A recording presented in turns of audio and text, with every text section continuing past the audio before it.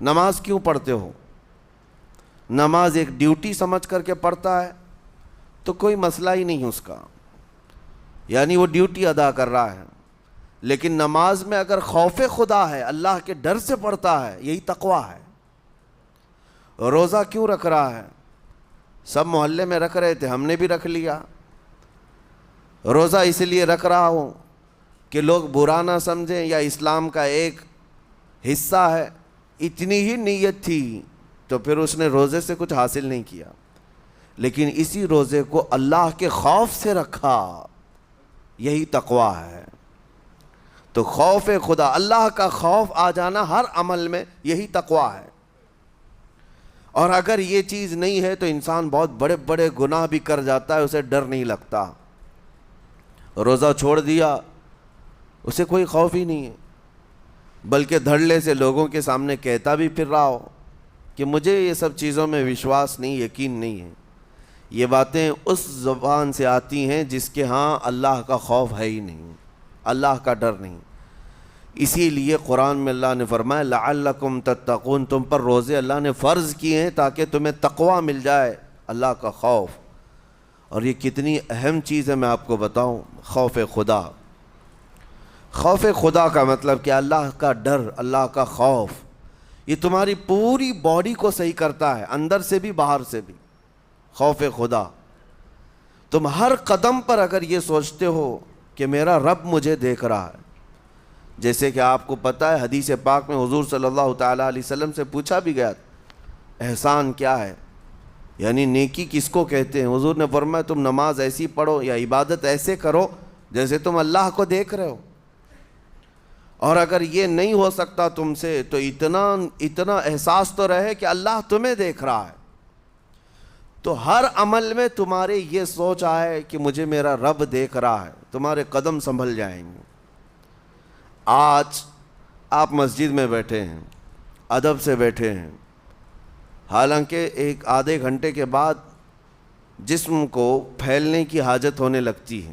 تھوڑا پیر پھیلا لوں، پیٹھ کو ٹیک دے دوں، نہیں کرتے آپ، اس لیے کہ آپ کو احساس ہے کہ امام صاحب دیکھ رہے ہیں، مفتی صاحب دیکھ رہے ہیں، یا پھر مجمع میں لوگ دیکھ رہے ہیں. تو یہاں پر ہمارے دیکھنے کے احساس سے آپ کے پیر نہیں پھیلتے ہیں، آپ پھیل کے نہیں بیٹھتے. تو ہم میاں نہ سزا دینے والے نہ جزا دینے والے ہیں.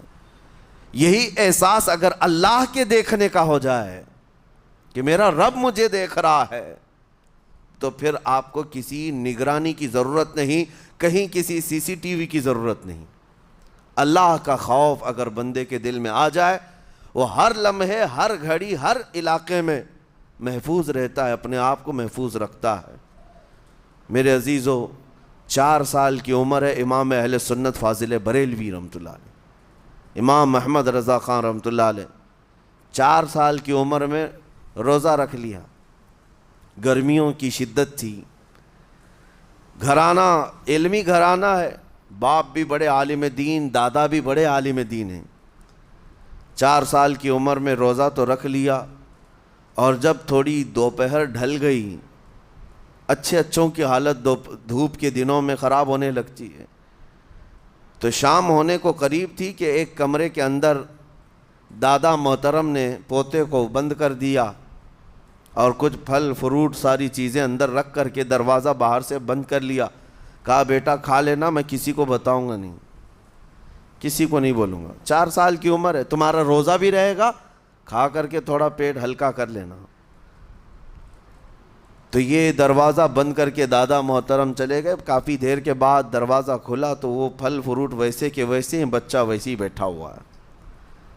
امام احمد رضا رحمۃ اللہ تعالیٰ علیہ، 4 سال کی عمر کی بات کر رہا ہوں. دادا نے آ کر پوچھا بیٹا کھائے نہیں؟ دروازہ بند کر لیا تھا. تو 4 سال کی عمر میں مولانا امام احمد رضا کہنے لگے کھا تو لیتا لیکن ہر گھڑی میرا مولا تو دیکھ رہا ہے، جس کے لیے روزہ رکھا وہ تو دیکھ رہا ہے. یہ ہے تقویٰ، یہ ہے خوف خدا، کہ اگر یہ کسی کے دل میں بیٹھ جائے، اسے لوگوں کو دکھانے کی یا لوگوں کے اسے دیکھنے کی کوئی ضرورت ہی نہیں. میرے عزیزو، تقوی حاصل کرنے کا یہ اتنا بہترین راستہ ہے، اتنا بہترین راستہ ہے۔ آپ روزہ ہیں، کس کو پتہ ہے؟ میں روزہ ہوں، کس کو پتہ ہے؟ یہ راز ہے میرے اور اللہ کے درمیان۔ آپ روزہ ہیں، یہ راز ہے آپ کے اور اللہ کے درمیان۔ بہت سارے موقع آپ کے پاس ہیں دن بھر میں، فجر سے لے کر عصر تک کئی مرتبہ وضو میں جانا پڑتا ہے، باضابطہ آپ کلی کر رہے ہیں، آدھا نگل جاتے، کس کو خبر ہے؟ یا کہیں چھپ کر کے کوئی ہلکی سی چیز چبا لیتے، کس کو خبر ہے؟ اس لیے کہ یہ اندرونی معاملہ ہے، راز ہے۔ آپ کھا رہے ہیں، پی رہے ہیں یا نہیں کھا رہے ہیں، نہیں پی رہے ہیں، یہ کوئی دوسرا نہیں کہہ سکتا۔ آپ کے اور آپ کے اللہ کے درمیان یہ راز ہے، اور آپ بچے ہوئے ہیں۔ حلق سوکھا ہے شام کے وقت میں، اور پیٹ بھی پیٹ سے لگنے آ جاتی ہے۔ کام کرنے والے جانتے ہیں کہ شام ہوتے ہی روزے کا اثر کس قدر ظاہر ہوتا ہے۔ کام کرنے والوں کو زیادہ اثر پڑتا ہے، اے سی میں سونے والوں کو روزہ کہاں پتہ چلتا ہے۔ لیکن اس وقت بھی وہ نہ پانی کا ایک قطرہ حلق میں ڈالنا چاہتا ہے، نہ کوئی چیز چھپ کر کے چبانا چاہتا ہے۔ مجھے بتاؤ میرے عزیزو، کیوں اپنے آپ پر یہ تکلیف اور اپنے آپ پر یہ زیادتی کر رہے ہو؟ آپ کو اندازہ ہوتا ہے یہ میں زیادتی نہیں کر رہا، نہ ہی اپنے آپ کو تکلیف میں ڈال رہا ہوں، یہ میرے رب کی رضا ہے، میں اسی پر قائم ہوں۔ اسی لیے فرمایا گیا کہ جب افطاری کا دسترخوان بچھتا ہے اور پہلے ہی آ کر کے لوگ بیٹھتے ہیں، اور یہ سنت بھی ہے، ایسے نہیں کہ بھاگتے بھاگتے آپ آئے، وقت ہوا، کھجور لیے اور کھا گئے۔ افطاری کے وقت سے تھوڑی دیر پہلے بیٹھ جاؤ، تمہارے دسترخوان پر نعمتیں رکھی ہوئی ہیں، پھل بھی ہیں، میوہ جات بھی ہیں، کچھ کھانے پینے کی چیزیں بھی ہیں، ٹھنڈا شربت بھی ہے، دیکھتے ہوئے بیٹھے ہیں آپ، لیکن ہاتھ نہیں لگاتے ہیں۔ انتظار ہے وقت کا کہ ادھر سورج کے غروب ہونا ہے اور میری افطار ہونی ہے۔ اعلان سنتے ہیں، اذان سنتے ہیں، اس کے بعد آپ اٹھاتے ہیں، لیکن اتنی دیر تک آپ خاموش بیٹھے ہیں دسترخوان کے پاس، سارے لوگ دیکھتے رہتے۔ یہ وہ منظر ہے جس کو فرمایا گیا رب ذوالجلال بھی اپنے بندوں کو دیکھ رہا ہے، رب تبارک و تعالیٰ بھی دیکھ رہا ہے اپنے بندوں کو، اور سارے فرشتوں کو بلا کر میرا مولا اعلان فرماتا ہے یہ میرے بندے ہیں، دیکھو یہ شام کا وقت ہے، ان کے حلق سوکھ چکے ہیں، ان کے پیٹ میں بھوک کی شدت ہے، اور ان کے سامنے اچھی نعمتیں پڑی ہوئی ہیں۔ اے فرشتوں دیکھو، میرے ان بندوں میں سے کوئی بھی ان نعمتوں کو ہاتھ نہیں لگاتا، یہ صرف اور صرف میرے لیے بھوکے اور پیاسے ہیں۔ اور فرشتوں سے اللہ فرماتا ہے تم گواہ ہو جاؤ، ان کی حلق تر ہونے سے پہلے ان کے لیے میں نے جنت لکھ دیا۔ اسی لیے حدیث پاک میں ہے جب افطار کرتے میرے آقا صلی اللہ علیہ وسلم یوں ارشاد فرماتے ذهب الظمأ وابتلت العروق وثبت الاجر انشاءاللہ، پیاس بجھ گئی، رگیں ٹھنڈی ہو گئی، اور اجر اللہ کے ہاں پکا ہو گیا۔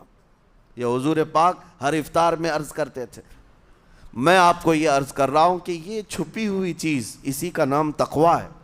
آپ صرف اور صرف بچے ہیں اللہ کے خوف سے۔ اب سنو حدیث پاک، قیامت کے دن حساب و کتاب ہوگا، اور جنت میں جانے کا پروانہ کچھ لوگوں کو مل جائے گا، اور سب جنت کی طرف جا رہے ہوں گے۔ اس میں بہت سارے لوگ ہیں جو پل صراط پر چل کر کے جنت پہنچیں گے۔ اب جب کافی لوگ جنت کے دروازے پر پہنچیں گے، ایک جماعت ایسی ہوگی جو پورے راستے میں کہیں نظر نہیں آئی، جنت جانے کے راستے میں کہیں نظر نہیں آئی، لیکن جنت کے دروازے پر وہ پہلے سے موجود تھے، چلے تھے نہیں چلے تھے کسی نے دیکھا ہی نہیں۔ دوسرے جنتی ان سے پوچھتے ہیں اس جماعت سے کہ تم یہاں کیسے پہنچے اور یہ انعام کس بات کا ہے تمہارے لیے؟ تو وہ جنتی کہتے ہیں ہمیں روزے داروں کی جماعت میں رکھا گیا، ہمارے روزے اللہ کو پسند آئے، اور آج رب تبارک و تعالیٰ کا حکم ہوا کہ ساری دنیا سے چھپ کر تم میرے لیے روزہ رکھتے تھے، دنیا کو پتہ نہیں تھا تم بھوکے ہو پیاسے ہو، اور اے بندو آج سارے لوگوں کی نظروں سے چھپا کر میں تمہیں جنت پہنچاؤں گا۔ وہ ایک جماعت ایسی ہے جو راستے پر چلتی ہوئی نظر تو نہیں آئی لیکن جنت میں پہنچ گئی، وہ روزے داروں کی ہے۔ آج یہ تقوی حاصل کرنے کا سب سے بہترین راستہ، اور تقوی کیوں ضروری ہے، اب آپ کے روزے سے کچھ حاصل ہوا نہیں ہوا آپ کو دیکھنا بھی ہے، یہ نہیں کہ کیلنڈر کی طرح گنتے جاؤ، 1 ہو گیا، 2 ہو گئے، 3 ہو گئے، ہوتے جائیں گے، یہ دن تو چلتے رہتے ہیں، گنتے گنتے 20 بھی ہو جائیں گے، 25 بھی ہو جائیں گے، 30 بھی ہو جائیں گے۔ روزے گننے کا حکم نہیں، اپنے آپ کو سرچ کرو پھر تھوڑی سی ورزش کرنے کے بعد بندہ ویٹ تول کر کے دیکھتا ہے کم ہوا گھٹا ہے کہ بڑا، ہر دن دیکھتا رہتا ہے۔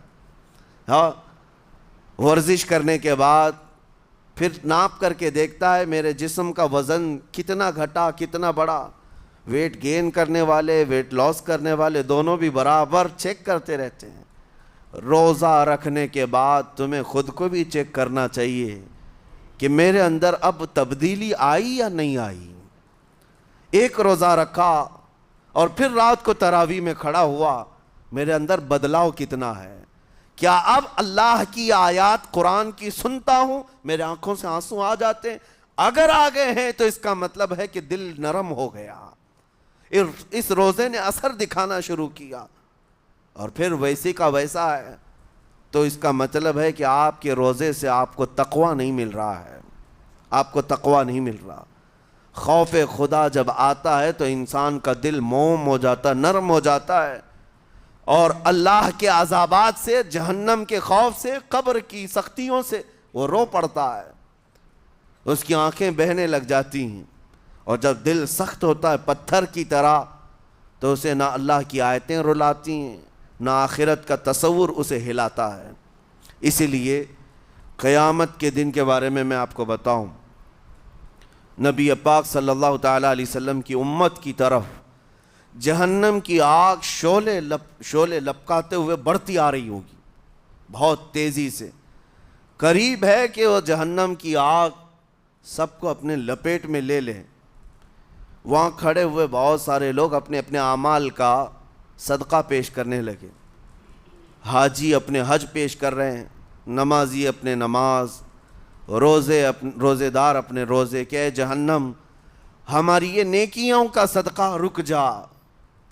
جہنم کی آگ بڑھتی چلی آئی، بڑھ رہی تھی۔ جبرائیل امین علیہ الصلاۃ والتسلیم حاضر ہوتے ہیں بارگاہ مصطفیٰ صلی اللہ علیہ وسلم میں، ایک پانی کا پیالہ انہوں نے پیش کیا اور کہا یا رسول اللہ صلی اللہ علیہ وسلم یہ پانی آپ اس آگ پر چھڑک دیں۔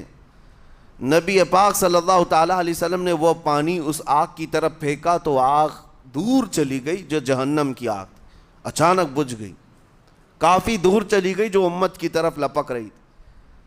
رسول رحمت صلی اللہ تعالیٰ علیہ وسلم نے پوچھا جبرائیل سے یہ اتنا اثردار پانی ہے کون سا؟ یہ جبرائیل امین عرض کرتے ہیں یا رسول اللہ یہ آپ کے ان امتیوں کے آنسوؤں کا پانی ہے جو رات کھڑے ہو کر اپنے رب کے خوف سے رویا کرتے تھے، وہ اللہ کے خوف سے تھر تھراتے تھے، ڈر کر کے ان کے آنکھوں سے جو آنسو آتے۔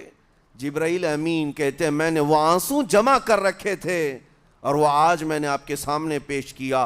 ایک آنسو کا قطرہ جہنم کی آگ بجھانے کے لیے کافی ہے۔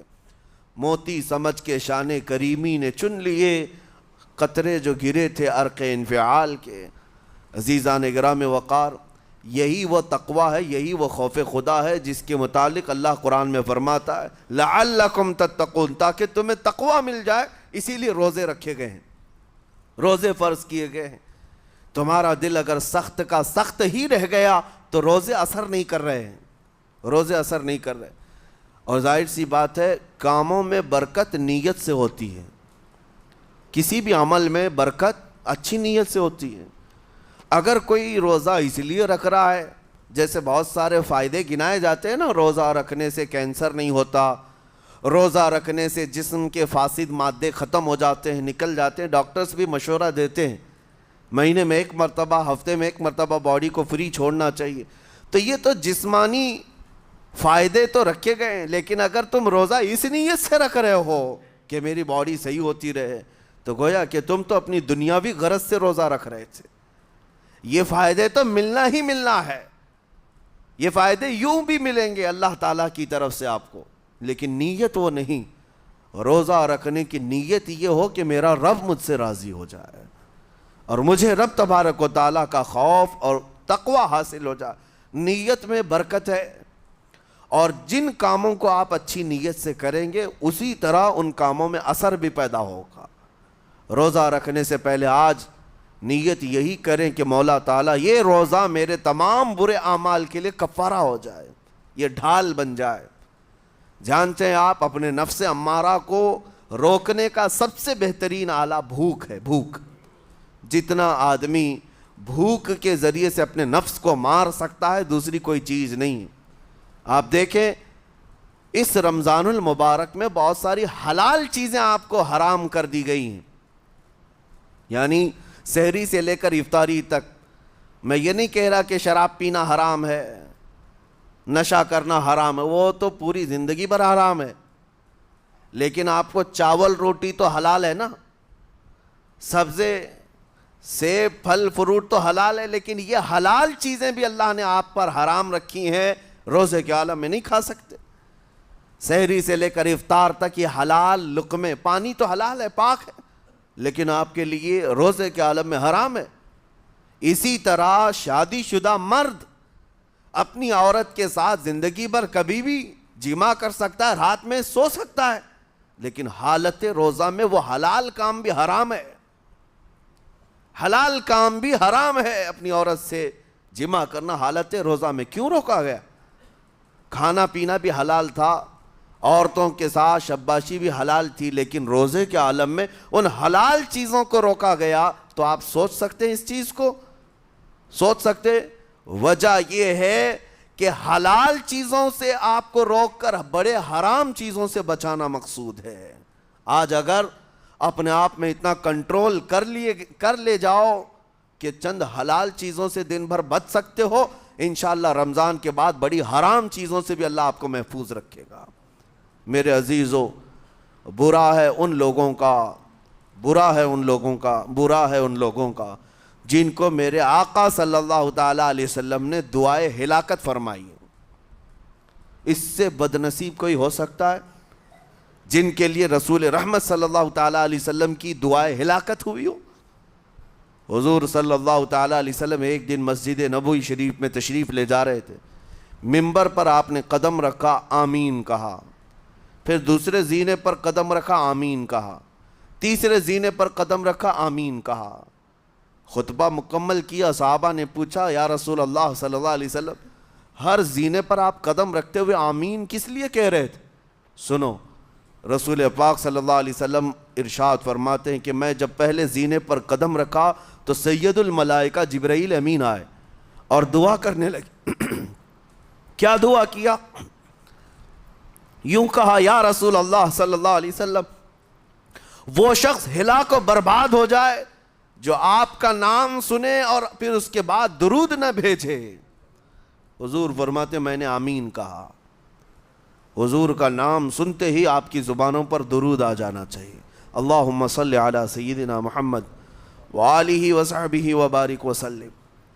میرے آقا فرماتے ہیں دوسرے زینے پر قدم رکھا تو جبرائیل امین نے یوں کہا، یا رسول اللہ صلی اللہ علیہ وسلم وہ شخص ہلاک و برباد ہو جائے جو زندگی میں اپنے ماں اور باپ میں سے کسی ایک کے بڑھاپے کو پایا اور ان کی خدمت کر کے جنت نہیں حاصل کر سکا بلکہ ان کو ایسے ہی چھوڑے رکھا، ایسا شخص برباد ہو جائے۔ حضور فرماتے میں نے آمین کہا۔ پھر جبرائیل امین نے کہا، تیسرے زینے پر قدم رکھتے ہی میرے آقا فرماتے ہیں جبرائیل نے یوں دعا کی کہ اے اللہ کے رسول وہ شخص ہلاک و برباد ہو جائے جو رمضان کا مہینہ پایا لیکن اس کا ادب نہیں کر سکا، اس کا احترام نہیں کر سکا۔ حضور فرماتے ہیں میں نے اس پر بھی آمین کہا۔ جس کی ہلاکت کے لیے جبرائیل امین دعا کر رہے ہوں اور اس دعا پر سید الانبیاء آمین کہہ رہے ہوں، ایسے شخص کی بربادی کا کیا انجام ہو سکتا ہے؟ وہ کتنا بد نصیب ہوگا۔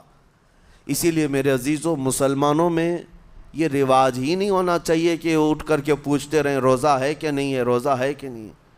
مسلمان ہے تو روزہ ہے۔